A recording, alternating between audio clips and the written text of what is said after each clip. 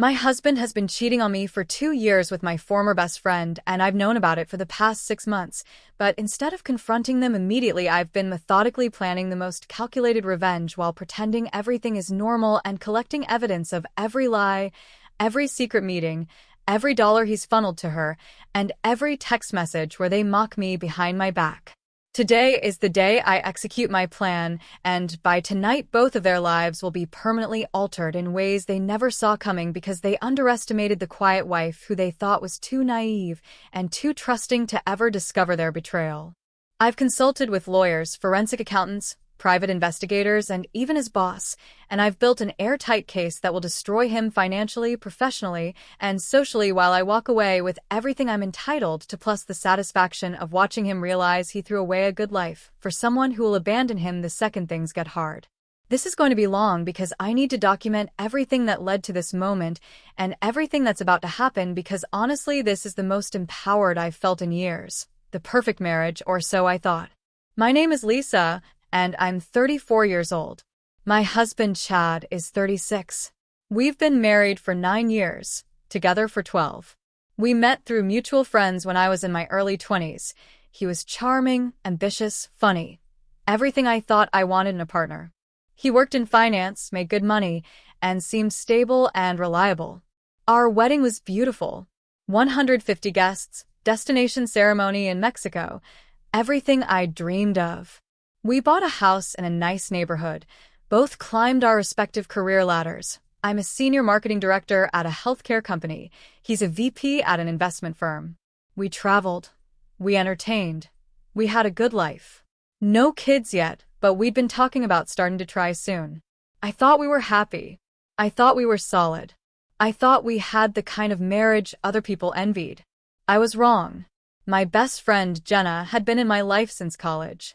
We'd been roommates junior and senior year, been in each other's weddings, talked nearly every day, shared everything. She was single, bounced between relationships, always had drama with men.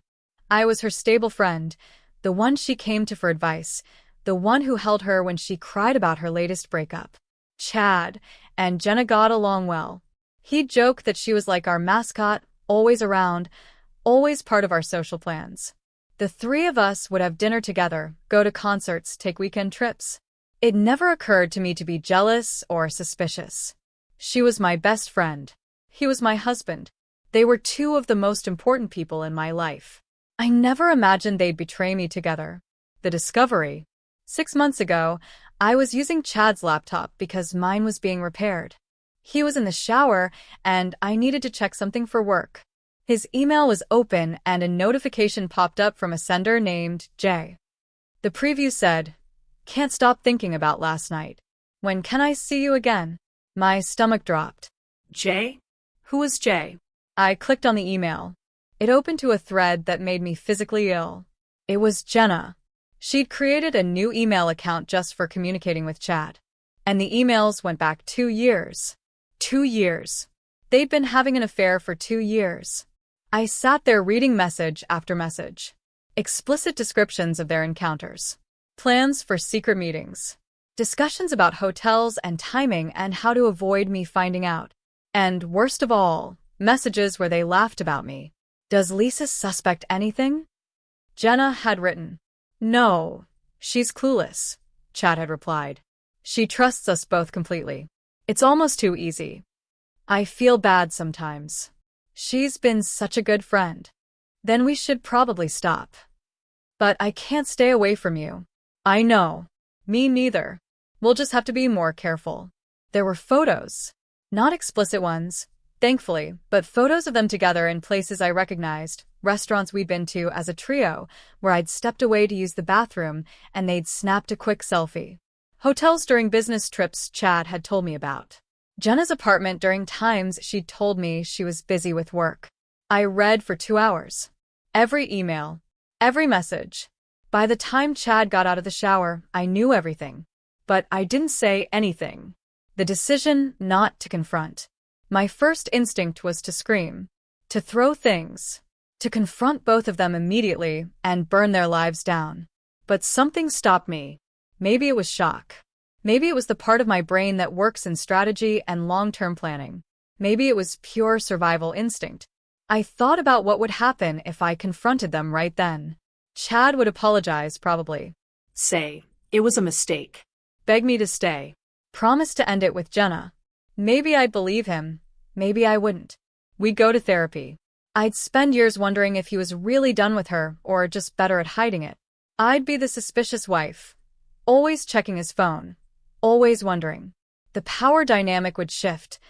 I'd be the wounded party and he'd hold that over me, consciously or unconsciously. And financially? We'd probably split everything 50-50 in a divorce. Community property state. Even though he was the one who cheated, California is no fault. I'd get half of our assets, but he'd get half too. After 9 years of building a life together, after all my contributions to his career and our household, I'd walk away with exactly 50%. That didn't seem fair. So, I made a different choice. I decided to wait. To plan. To collect evidence. To consult with professionals. To build an airtight case that would maximize my outcome and minimize his. I decided to treat this like the business problem it was. For 6 months, I've been living a double life. During the day, or whenever Chad or Jenna could see me, I was the same Lisa I'd always been. Loving wife. Trusting friend. Happy and oblivious. I kissed Chad goodbye in the mornings. Asked about his day when he came home. Made dinner. Had sex with him when he initiated, which admittedly became harder and harder to do, but I powered through. Went on date nights. Acted like everything was normal. With Jenna, I maintained the friendship. We had our weekly coffee dates. I listened to her talk about her work problems and her dating life. The irony of her telling me about other men while sleeping with my husband was not lost on me. I hugged her. I told her I loved her. I acted like she was still my best friend. It was the hardest acting job of my life. But during the nights when Chad thought I was asleep, or the hours I spent working late, I was doing something else entirely. The evidence collection. I hired a private investigator named Marcus. Former cop, now does private work, came highly recommended by a colleague who'd used him in her own divorce. I paid him in cash from a bank account Chad didn't know about. Marcus followed Chad for 6 months. Documented every meeting with Jenna. Every hotel check-in. Every lunch. Every coffee. Every late-night visit to her apartment. He took photos, videos, tracked mileage, kept detailed logs. The evidence was damning. Chad had told me he was working late or traveling for business dozens of times when he was actually with Jenna. He'd taken her on a weekend trip to Napa using our joint credit card, told me it was a guy's golf trip. Marcus had photos of them at wineries holding hands, kissing. I also installed monitoring software on Chad's phone and computer. Completely legal since I'm on the account, and we're married. I could see every text, every email, every search. I backed everything up to a secure cloud drive that only I could access. The messages were worse than the emails I'd initially found. So much worse. They weren't just having sex. They were in love. Or, at least they claimed to be. I wish I'd met you first, Jenna had texted him. Me too. But we'll be together eventually. Once I figure out the financial stuff with Lisa. What do you mean? I need to make sure I protect my assets. She'd take me to the cleaners in a divorce. But my lawyer said if I'm strategic about it, I can minimize what she gets. He was already planning to divorce me. Already strategizing how to screw me over financially. While I cooked his dinner and did his laundry and smiled at him across the table. That's when my resolve hardened completely. The financial investigation. I hired a forensic accountant named Patricia. She specialized in uncovering hidden assets in divorces. She was expensive, but worth every penny. Patricia discovered that Chad had been siphoning money from our joint accounts for over a year. Not huge amounts that would be noticeable, $500 here, $1,000 there, but it added up to almost $35,000 that he'd moved to a separate account I didn't know about. He'd also taken out a personal loan for $50,000 using our house as collateral without telling me. The money went into a secret account. He was essentially stealing from our marital assets to build a nest egg for himself. Patricia documented all of it. Every transfer, every hidden account, every forged signature on documents that required both our consent. This is fraud, she told me. Financial infidelity on top of regular infidelity. A judge will not look kindly on this. Good, I said. She also helped me protect my own assets. I had a small inheritance from my grandmother, about $80,000, that was technically separate property since I'd received it before the marriage. But it had been in a joint account for years, which could complicate things. Patricia helped me document the paper trail to prove it was my separate property. She also helped me quietly move some money into an account in my name only, nothing illegal, just protecting what was rightfully mine. I gathered documentation of every contribution I'd made to Chad's career. The times I'd relocated for his job. The networking events I'd attended. The clients I'd entertained. The ways I'd supported his advancement while sometimes sacrificing my own. Patricia said this could be valuable in arguing for a larger share of his retirement accounts and future earnings. The professional consequences. Here's where things get really interesting. Chad's company has a strict morality clause in their employment contracts. I know this because I read his contract. It was in our home files. The clause states that employees, especially those in leadership positions, must maintain ethical conduct both professionally and personally, and that conduct reflecting poorly on the company can be grounds for termination or demotion. I also discovered that Jenna worked for a vendor company that did business with Chad's firm. They'd actually met through work, back when their affair started. This meant their relationship was not just adultery, it was a conflict of interest. Chad had been making business decisions that directed millions of dollars to Jenna's company. Was it because they were the best vendor? Or because he was sleeping with someone who worked there? I documented the timeline. I documented the contracts. I documented every business decision Chad made that benefited Jenna's company. Then I reached out to Chad's boss, Roger, under the guise of planning a surprise work anniversary party for Chad. During our conversation, I casually mentioned I'd need to coordinate with some of his colleagues, including contacts at vendor companies. Like Jenna at Tech Vendor Solutions? I said innocently, I know they work together a lot. Roger's response was interesting. Actually, we've been reviewing our vendor relationships. I wasn't aware Chad and Jenna were close personal friends. That should have been disclosed. Oh, they're very close, I said. The three of us have dinner all the time. She's like family. I see. I'll need to follow up on that. There are disclosure requirements for personal relationships with vendors. I planted the seed. Roger would do his own investigation. And what he'd find would be very interesting. The social destruction. I spent 6 months being very strategic about social media and our mutual friends. I documented every time Chad or Jenna told lies to cover their affair. Every fake business trip, every made-up excuse for why Jenna couldn't make it to events, every conflicting story. I also started subtly strengthening my relationships with our mutual friends while letting Chad and Jenna's behavior speak for itself. At a dinner party 3 months ago, Chad told everyone he'd been in Boston for work the previous weekend. I didn't contradict him. But I knew he'd actually been in San Diego with Jenna. Marcus had the photos. Later in the evening, another friend mentioned seeing someone who looked like Chad at a restaurant in San Diego that same weekend. Chad had to do quick verbal gymnastics to explain. I watched several friends exchange glances. I collected incidents like that. Moments where their lies were getting harder to maintain. I didn't expose them yet. I just let the inconsistencies pile up so that when the truth came out, people would look back and say, oh, that makes sense now. I also documented every time Jenna had been a bad friend, not just the affair, but other ways she'd been selfish or unreliable with other people in our friend group. I consulted with 3 divorce attorneys before settling on one.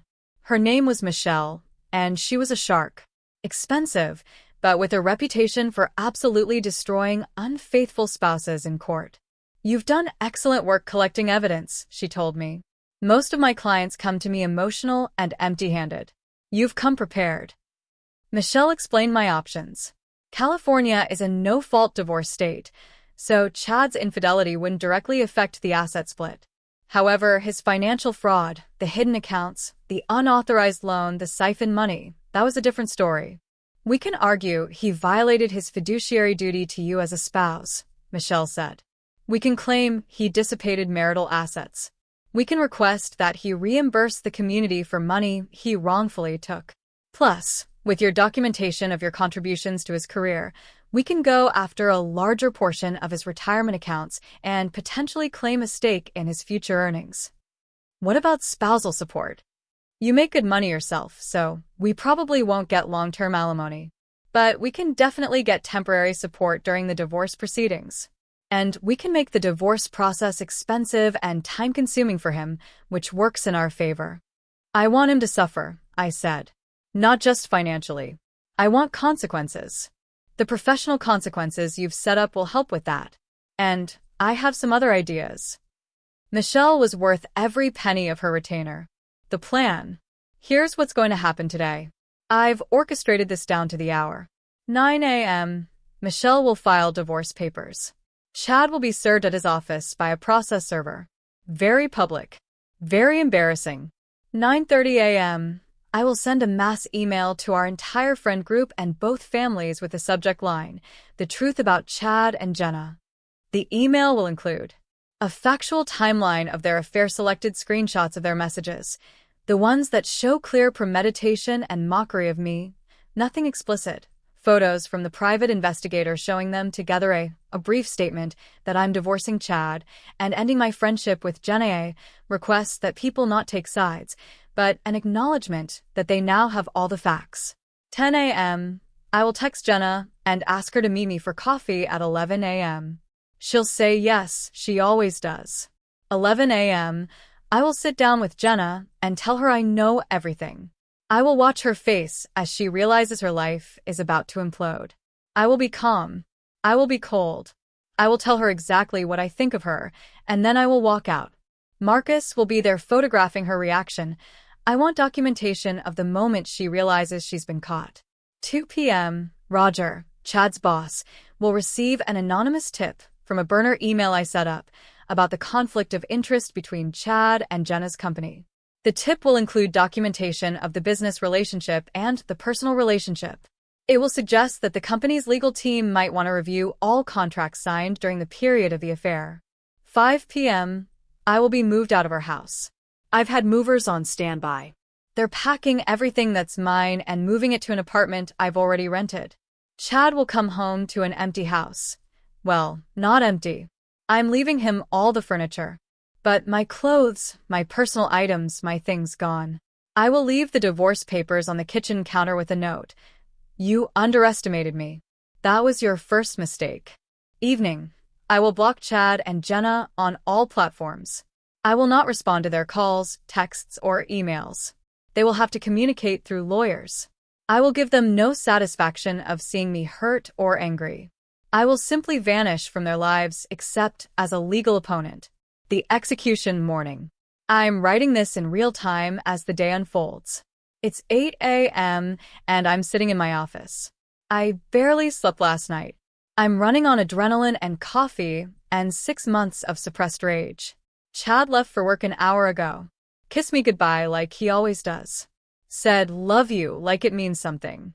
I said it back because I've gotten very good at lying. Michelle just texted me. Papers filed. Process server is en route to his office. Estimated arrival 9:15 a.m. My heart is pounding. 6 months of planning comes down to the next few hours. I've already sent the email to friends and family. It's sitting in my drafts folder. Subject line: The truth about Chad and Jenna. 347 words. Factual. Unemotional. Devastating. I'll send it the moment I get confirmation Chad has been served. Jenna texted me at 7:30 a.m. Coffee this week? I responded. How about today? 11 a.m. at our usual place. She replied. Perfect. See you then, red heart. The heart emoji.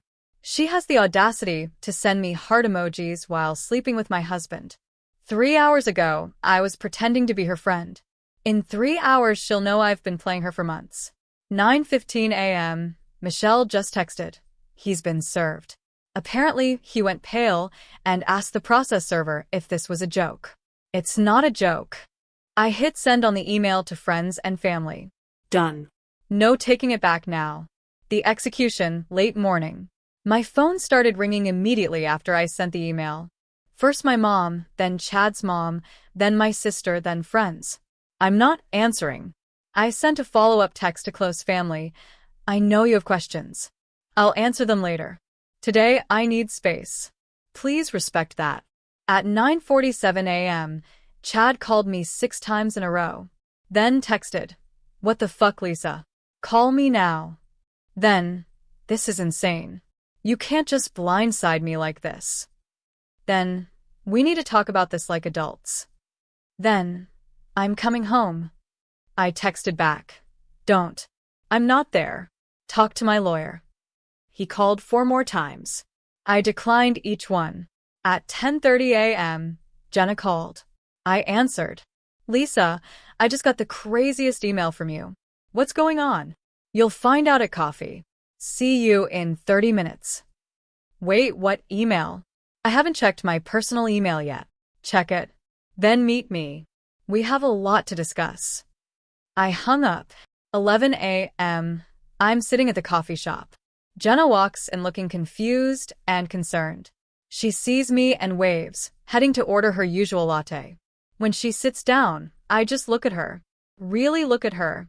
This woman I've known for over a decade. This woman I trusted with everything. This woman who's been sleeping with my husband for 2 years.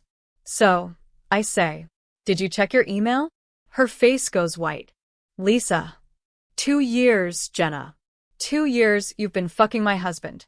2 years you looked me in the eye and lied. 2 years you came to my house for dinner and slept in my guest room and borrowed my clothes while you were betraying me in the worst way possible. I can explain. You can't. There's no explanation that makes this okay. There's no excuse. You're just a terrible person, and so is Chad. Lisa, please, I never meant to hurt you. But you did. Over and over. For 2 years. And you know what the worst part is? You enjoyed it. I read the messages. You got off on the deception. You laughed about how clueless I was. You mocked me. Tears are streaming down her face. I'm so sorry. I'm so sorry. It started as a mistake, and then it just kept happening, and I didn't know how to stop. You stopped by stopping. By having basic human decency and loyalty to your best friend. But you don't have that, do you? I love him, she says, and that almost makes me laugh. You love him? You love a man who's been stealing from his wife to build a secret nest egg? Who's been lying to everyone in his life? Who'll cheat on you the same way he cheated with you? Good luck with that. What do you mean stealing? Oh, he didn't tell you? He's been siphoning money from our accounts. Hiding assets. Planning to screw me over in the divorce. But I found out. I found everything. And now he's going to pay. Lisa, please, can we talk about this? No. We're done. You're dead to me. I've told everyone the truth. Your reputation is destroyed. Your friendship with everyone in our circle is over. And you know what? You deserve it. I stand up. Marcus, sitting at a table across the coffee shop pretending to work on his laptop, snaps several photos of Jenna's face. Tears, shock, devastation. Enjoy your relationship with Chad, I say. You two deserve each other. Just remember, if he'll cheat with you, he'll cheat on you. I walk out. Behind me, I hear Jenna start sobbing loudly enough that other customers turn to look. It feels good. It feels really, really good. The execution, afternoon. By 2 p.m., my phone has blown up. Over 200 texts and missed calls. I'm reading through them selectively. My mom. Sweetheart, I'm so sorry. I can't believe Chad would do this. I'm here for you. I love you. My sister. I'm going to kill him. Actually kill him. Where does Jenna live? I have some thoughts. Chad's mom. Lisa, I don't know what to say. I'm ashamed of my son. You've been a wonderful wife. This is not your fault. Chad's brother. Chad just called me. He sounds unhinged. Says you're ruining his life. I told him he ruined his own life. I'm on your side in this. Multiple friends. Oh my God. I suspected something was off. I'm so sorry. What can I do to help? Jenna is canceled. Chad is a piece of shit. Chad's texts have evolved from angry to panicked to desperate. You're destroying my career. The partner at my firm saw the process server. This is humiliating. Please call me. We can work this out. We can go to therapy. I love you. I know I fucked up, but I love you. Don't do this. You're being vindictive and cruel. Is this who you really are? That last one almost made me laugh. Is this who I really am? No, this is who you made me. At 2:30 p.m., I get a call from a number I don't recognize. I answer. Lisa? This is Roger Chen, Chad's supervisor at the firm. My heart starts racing. Hello, Roger. I received some disturbing information today about Chad and one of our vendors. I was hoping you could clarify something. The anonymous tip mentioned you might have documentation of Chad's relationship with Jenna Morrison from Tech Vendor Solutions. I have extensive documentation. Would you like me to forward it to your legal team? That would be appreciated. This is a serious compliance issue. If what I'm seeing is accurate, Chad has been in a personal relationship with a vendor while making purchasing decisions that benefit that vendor, and he never disclosed this conflict of interest. That's a fireable offense. I understand. I'll send everything over this afternoon. Lisa, I want you to know, on a personal level, I'm very sorry about what you're going through. Chad always spoke highly of you. It's disappointing to learn he was deceiving everyone. Thank you, Roger. That means a lot. After I hang up, I forward all the relevant documentation to the firm's legal team. Timeline of the affair. Business decisions Chad made. Contract signed. Everything they need to build a case against him. Chad's career is about to implode. The execution evening. At 5 p.m., the movers finish loading everything into the truck. My clothes, my books, my personal items, my grandmother's jewelry, my art, my furniture from before the marriage.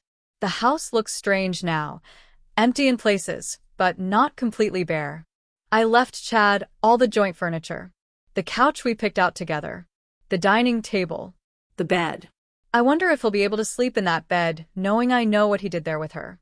I left the divorce papers on the kitchen counter in a manila envelope.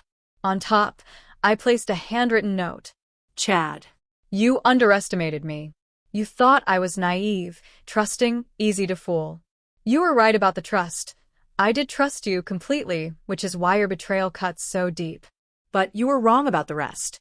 I've known about you and Jenna for 6 months. I've spent that time documenting everything, protecting myself, and preparing for this moment. While you were planning how to screw me over in a divorce, I was 10 steps ahead of you. By now you've been served papers at work. You've been exposed to our friends and family. You've likely heard from Roger about the compliance investigation into your relationship with Jenna's company. Your reputation is in ruins. Your career is in jeopardy. Your finances are about to be picked apart by forensic accountants and divorce attorneys. This didn't have to be this way. You could have been honest. You could have asked for a divorce before you started cheating. You could have had an ounce of integrity. But you didn't. And so I did what I had to do to protect myself and ensure that you face consequences for your actions. Do not contact me. Do not come to my new apartment. Communicate only through our attorneys. You threw away a good life for someone who will leave you the moment things get hard. I hope she was worth it. Lisa. I locked the door behind me for the last time and handed my keys to the movers. I will never set foot in that house again. I'm now sitting in my new apartment. It's smaller than the house, but it's mine. Only mine. No memories of Chad here. No ghosts of Jenna. Just a clean slate. My phone is still ringing. I've muted it. I'm drinking a glass of wine and eating takeout and feeling something I haven't felt in 6 months. Relief. And power. And satisfaction.